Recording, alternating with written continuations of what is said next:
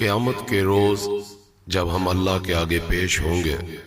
تو زندگی میں جو ہم نے عمل کیے ہوں گے ان سب معاملات کے حوالے سے ہم اکاؤنٹیبل ہوں گے،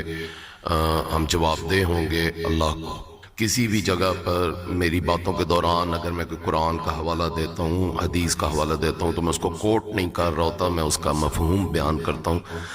جو میں نے اس کو سمجھا ہے پڑھ کے۔ تو میری سمجھ کے مطابق قیامت کے دن اللہ تعالیٰ کے آگے جب ہم پیش ہوں گے تو اللہ تعالیٰ نے قرآن میں جو ہمیں گائیڈ کیا ہے اس کے مطابق اللہ تعالیٰ فرمائیں گے، جس کا مفہوم ہے اللہ تعالیٰ کمی بیشی معاف فرمائے، کہ اب ان لوگوں کو تم بلاؤ جن کی تم پیروی کیا کرتے تھے، جن کے کہنے پہ تم چلا کرتے تھے، تو وہ آئیں اور وہ تمہیں یہاں سے اب بچائیں، کلیئر کریں۔ تو مختلف معاملات ہیں، کسی نے خدا بنائے ہوئے ہیں، کسی نے کچھ کیا ہوا ہے۔ فار ایگزامپل، اگر ہم کسی کے کہنے پر کوئی ایسی حرکت کرتے ہیں جو شریعہ سے ثابت نہیں ہے، لیکن ہم اس کے کہنے پہ اس کو اسلامی عادت سمجھتے ہیں، اسلامی پریکٹس سمجھتے ہیں، تو آن دا ڈے آف ججمنٹ، قیامت کے روز اللہ ہم سے پوچھیں گے یہ عمل تم نے کیوں کیا؟ تو ہم کہیں گے کہ یہ عمل ہم نے کیا فلانے بزرگ نے، ایون حتیٰ کہ ہمارے والد نے اگر ہمیں بتایا تھا تو ہم کہیں گے ہمارے والد نے، یعنی کہ we will try to put it on someone else، ہم کسی اور پہ ڈالنے کی کوشش کریں گے قیامت کے روز۔ تو اللہ تعالیٰ کہیں گے کہ تم بلاؤ، اس کو بلایا جائے گا اس کو کہ ہاں بھائی تم نے یہ اس کو کہا تھا۔ اگر وہ وہاں پہ ذمہ داری اٹھا لیتے ہیں تو ہم بچ جائیں گے، ہمارا بوجھ ان پہ آ جائے گا۔ اسی بات کو آگے بڑھاتے ہیں کہ جب ایک ملک میں کوئی اس طرح تعاون کی بیماری آ جاتی ہے یا کچھ بھی، تو جو حاکم وقت ہوتا ہے اس کے پاس یہ آپشن ہوتی ہے کہ وہ شرعاً ایک چیز کو لاگو کر دے اور اس کی ذمہ داری اپنے سر لے لے، تو وہ گنجائش ہے۔ لیکن ہمارے ملک میں موجودہ لاک ڈاؤن کے اندر جس طرح مسجدوں کے ساتھ بیہیو کیا جا رہا ہے، مطلب کوئی اس کی اتھارٹی بھی اتنی زیادہ کوئی لینے کو تیار نہیں ہے کہ میں نے یہ کام کیا، اور اس کا شرعاً طریقہ بھی نہیں اڈاپٹ کیا گیا۔ کرونا وائرس کے دوران شریعہ کی جو بات کیا کریں کہ کراچی میں آپ ایک مسجد کے اندر نمازیوں کو کرونا وائرس کی وجہ سے جو منع کیا ہوا ہے آپ نے، وہاں پہ جو لوگ گھسے نماز پڑھنے، ان کو ہینڈل کرنے کے لیے آپ ایک خاتون ایس ایچ او زیور شیور اور اینک شینک پہن کے، ٹائٹ وردی پہن کے، سوری میں کسی کو جج نہیں کر رہا، لیکن میں مطلب اپنا پوائنٹ آف ویو دے رہا ہوں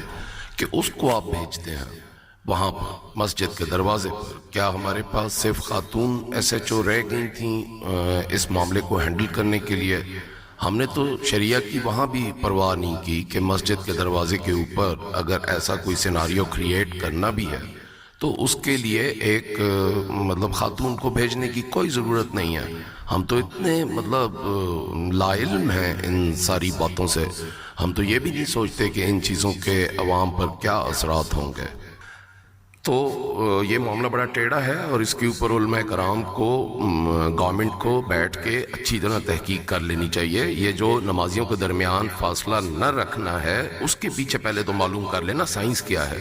کیوں اللہ پاک نے ہمارے پیارے نبی صلی اللہ علیہ وآلہ وسلم کے تھرو ہمیں یہ کیوں کہا ہے کہ نماز اس طرح پڑھنی ہے۔ پہلے یہ معلوم کریں اور مجھے پھر یہ بتائیں، جب آپ کو وہ علم مل جائے تو پھر اس میں یہ ذرا چیک کر کے مجھے بتائیں کہ وہ جو جنات اور وہ جو شیطان ہیں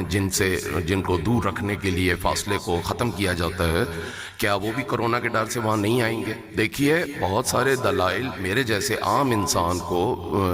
جو عالم بھی نہیں ہے، وہ جب تحقیق کرتا ہے تو اس کو بے حساب ایسے دلائل ملتے ہیں کہ آپ نماز مسجد میں پڑھنا ترک کر سکتے ہیں۔ اس کی تو دلیلیں ملتی ہیں، اس کی تو احادیث بھی مل جائیں گی آپ کو۔ اس معاملے کے اوپر بڑا آسان ہے فیصلہ کرنا، لیکن یہ جو آپ لوگوں نے ترتیب بنائی ہے مسجد کے اندر، اس کی کوئی گنجائش مجھے نظر نہیں آتی، نہ سمجھ آتی ہے کہ یہ کسی بھی صورت میں یہ طریقہ کار الاؤڈ نہیں ہے۔ تو یہ تو کل پھر آپ کہیں گے خدا نہ خواستہ کہ اگر لام پڑھنے سے زبان میں کوئی درد کھڑا ہو جاتا ہے تو کل آپ اعلان کر دیں گے کہ کلمے کے اندر لام پڑھنا چھوڑ دیں، لام پڑھنا چھوڑ دیں۔ مطلب یہ آئی ڈونٹ نو، ہم مسلمانوں نے اس چیز کو دیکھیں۔ میں اب بذات خود، میری فیملی اور ہم لوگ جب سے یہ لاک ڈاؤن ہوا ہے، ہم نماز مسجد میں نہیں پڑھتے، ہم گھر میں پڑھ رہے ہیں۔ اور لیکن ہمارے بزرگ ہیں جو جاتے تھے مسجد، اب ان کو آپ نے پولیس کے زور پہ مجبور کر دیا کہ وہ فاصلے پہ کھڑے ہوں، لیکن ذمہ داری آپ لوگوں نے نہیں اٹھائی ہوئی. تو کائنڈلی یا تو حاکم وقت جو ہیں وہ اپنے مسلمان ہونے کا پہلے تو حلف لیں، ساری دنیا کے سامنے کھڑے ہو کے، اپنے پاکستانی لوگوں کے آگے کھڑے ہو کر کہیں، پورے کلمہ شہادت ادا کر کے اس کے بعد کہیں کہ میں مسلمان ہوں، جو ایک طریقہ کار ہے اسلام کے اندر. اور میں یہ ذمہ داری لیتا ہوں، علی اعلان، میں یہ ذمہ داری لیتا ہوں کہ یہ مسجد میں جو نمازیں اس طرح پڑھی جا رہی ہیں یا جو روکی جا رہی ہیں، قیامت کے روز کا میں ذمہ دار ہوں گا. تو یہ اگر وہ کر دیں تو پھر یہ جو ترتیب چل رہی ہے چلائیں، ورنہ تو یہ ہے کہ میرے خیال میں آپ لوگ اگر یہ نئی مسجدوں میں آپ کو ڈر لگ رہا ہے، منڈیوں میں آپ کو ڈر نہیں لگ رہا، سینموں میں آپ کو ڈر نہیں لگ رہا، ہر چیز چل رہی ہے، صرف آپ کو مسجد میں ڈر ہے کرونا سے اور آپ نے وہاں ترتیبیں بنا دی ہیں. تو یار کائنڈلی تھوڑا سوچیں اس بارے میں. میں تو بہت پریشان ہوں اس سارے معاملے سے، کہیں ہم اس چکر میں اللہ کو اور ناراض نہ کر بیٹھیں. مطلب ہم مسلمان ہیں، تھوڑا ہمیں ہمارے اندر تھوڑی سی حیا زیادہ ہونی چاہیے، غیرت تھوڑی زیادہ ہونی چاہیے، نظر نہیں آ رہی. I am sorry. اس کے علاوہ یہاں یہ بھی واضح کرنا ضروری ہے کہ یہ جو مسجد میں فارمیشن بنائی جا رہی ہے، اس کو میں نے بہت اس پہ بھی دیکھا، کسی نے بات نہیں کی، پوری دنیا میں کسی مسلمان نے بات نہیں کی، نہ میڈیا نے یا نہ کسی عالم نے، مفتی نے. تو میں نے اس کو تھوڑا ریسرچ کیا. میں غلط ہو سکتا ہوں، میں نے شروع میں کہا کہ میں صرف اشارے دے سکتا ہوں، میں عالم نہیں ہوں، مفتی نہیں ہوں، اسکالر نہیں ہوں کہ میں کوئی حتمی بات کر دوں، نہ میرے پاس کوئی ریسرچ سینٹر ہے جہاں بیٹھ کے میں ریسرچ کروں. یہ سب میری ذاتی رائے ہے، میرے انالیسز ہیں، جو میں چیزوں کو دیکھتا ہوں، جیسا محسوس کرتا ہوں، آپ دوستوں کے ساتھ شیئر کرتا ہوں. تو میں نے جب وہ فارمیشن کو اسٹار آف ڈیوڈ جو یہودیوں کا ایک وہ ستارہ بناتے ہیں، جس کی آپ ڈائیگرام دیکھ سکتے ہیں اسکرین پہ، وہ اسٹار بن رہا ہے اس سے، اگر آپ لوگ غور کریں. اب یہ ایک شک ہے، ایک بالکل ایک بات ہے اس پہ آپ، لیکن یہ جو سٹار ہے اس کی تو اہمیت ہے. یہودی اس کو اپنے سیناگوگز میں، اپنی عبادت گاہوں میں بناتے ہیں، اپنے جھوٹے خدا کو یا دجال کو پکارتے ہیں، اس کو استعمال کرتے ہیں، اس سے طاقت حاصل کرتے ہیں بقول ان کے.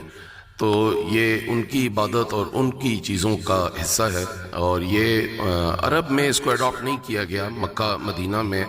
گو کہ پبلک کا داخلہ ممنوع کیا گیا، لیکن وہاں کی انتظامیہ، امام، وہاں کے خادمین، انہوں نے جو نماز پڑھی ہے اس میں انہوں نے فاصلے نہیں رکھے. لیکن یہ پاکستان میں اور انڈیا میں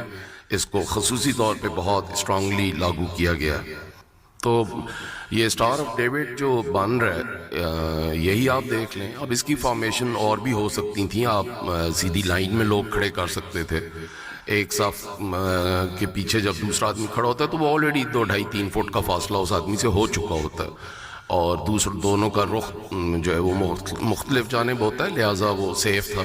پھر میں نے بہت سارے اب تو آپ کے بینکس اور جو بزنس آپ نے اوپن کر رہے ہیں ان میں دیکھا ہے کہ جس طرح فاصلے لوگوں نے مینٹین کیے ہوئے ہیں. تو اگر آپ وہ رسک لینے کو تیار تھے تو آپ کو عبادت گاہوں کا رسک سب سے پہلے لینا چاہیے تھا. آپ نے اعتکاف کے اوپر پابندی لگائی ہوئی ہے، بہت بڑا ظلم کیا ہوا ہے. ہم تو یہ سمجھتے ہیں کہ ایک محلے سے، ایک آبادی سے اگر کوئی بندہ نہ بیٹھے اعتکاف تو وہ سب پہ قرض ہوتا ہے اور وہ اس کی پکڑ ہے. آپ نے پورے پاکستان میں پابندی لگائی ہوئی ہے، وہ بھی درمیانی لگائی ہوئی ہے. اگین ذمہ داری نہیں اٹھائی ہوئی چڑھ کے سامنے آ کر. میں as a Muslim, as a Pakistani آپ سے ڈیمانڈ کرتا ہوں، حکمرانوں سے، حکمران خود سامنے آئیں اور وہ آ کر حلف لیں پہلے تو مسلمان ہونے کا، باقاعدہ سب کے سامنے. اس میں شرمانے کی کیا بات ہے؟ اللہ کا کلام ہے، اس کو آپ کو پڑھنا پڑے یا اس کو لوگوں کے پبلک میں پڑھنا پڑے تو آپ کو شرم آتی ہے.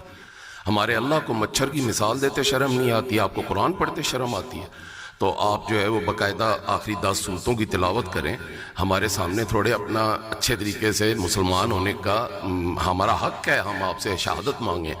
اور وہ آپ ہمیں شو کریں. اس کے بعد آپ جو ہے یہ پوری طرح علماء کرام سے مشورہ کر کے شرعی طریقے سے آپ ذمہ داری اٹھا لیں کہ مسجدیں بند کر دو. ہم بند کر دیں گے اور بس پھر لوگ گھر نماز پڑھیں. یہ درمیانہ راستہ کوئی راستہ نہیں ہے جو آپ لوگوں نے اٹھایا ہوا ہے. میں سمجھتا ہوں ایسا. مفتی اعظم کہہ لیں، مولانا منیب الرحمان صاحب، انہوں نے خود کہا ہے کہ میں گھر میں نماز پڑھ رہا ہوں اور عوام کو کہہ رہے ہیں پھر نماز تمہاری مرضی ہے، باہر پڑھنی ہے تو پڑھو. یعنی حکم نہیں صادر کر رہے اور کھلا چھوڑ رہے ہیں تاکہ قیامت کے روز جو بھی صورتحال ہو تو ہم اس سے بری ہوں. تو ان کو بری ہونے کی ضرورت نہیں ہے، ان کو ذمہ داری اٹھانی پڑے گی، اور یہ ذمہ دار ہیں، یہ ویسے بھی ذمہ دار ہیں، چھوڑیں اس کو مسجد کو اور نمازوں کو، لیڈر ذمہ دار ہے رعایا کا، تو وہ تو چلو انہوں نے جو بھی ہمارے لیڈران ہمارے ساتھ کر رہے ہیں وہ اپنی جگہ، لیکن شریعہ کے ساتھ ہماری نہ کھیلیں کہ قیامت کے روز اگر اس پوزیشن میں آتے ہیں کہ قیامت کے روز اللہ ہم سے پوچھے گا تو ہم آپ کی طرف جب انگلی اٹھائیں تو آپ وہاں پہ ذمہ داری اٹھانے کی پوزیشن میں ہوں گے، جب آپ اعلان کر دیں گے پبلکلی اور اس کو اپنے سر لے لیں گے تو ہمارے اوپر سے یہ بوجھ اتر جائے گا، تو اعتکاف کا بوجھ بھی آپ جلد از جلد اپنے سر لیں